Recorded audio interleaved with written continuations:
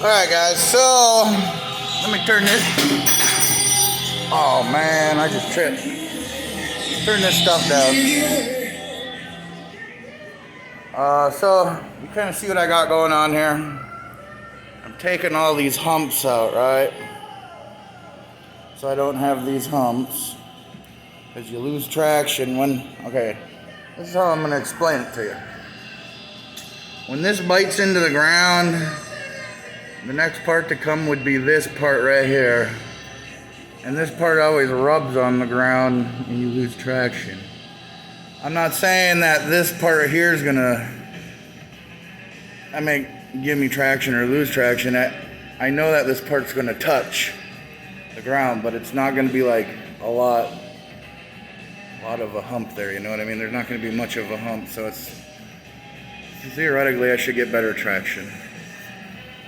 And I have to, after I get done getting these out, you feel it with your fingers and you can kind of feel it. And another thing to do to make sure you don't have any humps in there, you get like a little level like this, see? And you stick it right here. You see how I can push it and it doesn't go left and right? There's no hump there anymore.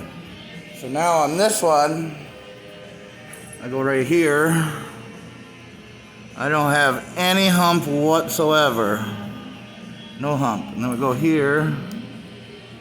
No hump whatsoever. No. Might have to just shave it just a little tiny bit, but you don't want it to do this. If it does that, you got a high spot, you know? Like this. You see how that does that? You don't want to do that. You want it to be flat in here, like this. See? I can't do that. And you got to go around, do the whole damn tire. Takes a long time, but it's worth it in the long run. Catch you guys on the flip side. Over and out.